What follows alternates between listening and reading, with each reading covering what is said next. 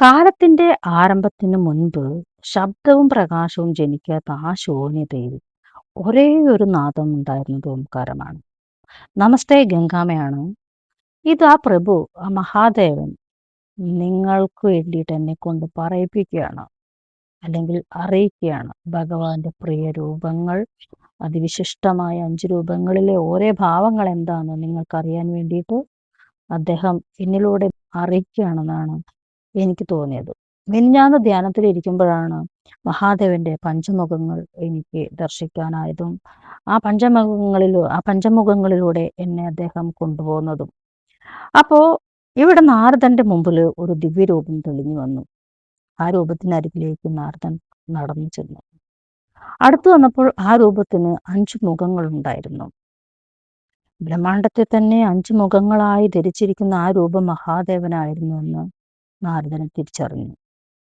ആ രൂപത്തെ വന്ദിച്ചതിന് ശേഷം നാരദൻ ചോദിച്ചു, പ്രഭു, എന്താണ് അങ്ങയുടെ ഈ 5 മുഖത്തിലെ വിശേഷമായ സദ്യോജാതം എന്ന ഈ മുഖം കൊണ്ട് വ്യക്തമാക്കുന്നത്? അപ്പോൾ നാരദനെ അടുത്തേക്ക് വിളിച്ചിട്ട് തലോടിക്കൊണ്ട് മഹാദേവൻ പുഞ്ചിരിയോടെ പറഞ്ഞു, അവ്യക്തം വ്യക്തമാക്കുന്ന പ്രക്രിയയാണ് സദ്യോജാതം എന്നാൽ.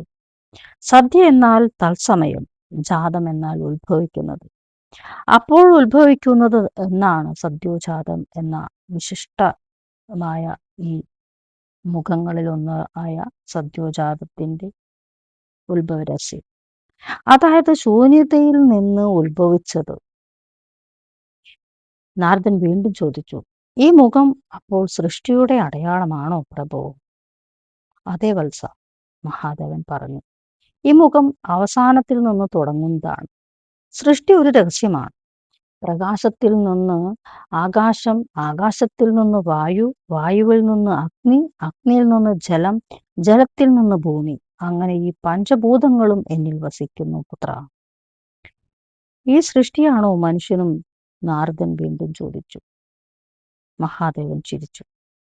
ഈ ബ്രഹ്മാണ്ടത്തിലെ ഏറ്റവും മനോഹരമായ സൃഷ്ടിയാണ്. എല്ലാ ജീവജാലങ്ങളെക്കാൾ ഉപരി ഏറ്റവും ശ്രേഷ്ഠമായ സൃഷ്ടിയാണ് മനുഷ്യൻ. ആ മനുഷ്യന് മാത്രം ഇത്ര കഷ്ടത എന്താണ് പ്രഭു? വീണ്ടും നാരദൻ ചോദിച്ചു. മഹാദേവൻ പറഞ്ഞു, കഷ്ടത എല്ലാ ജീവജാലങ്ങൾക്കും ഉണ്ട് നാരദ.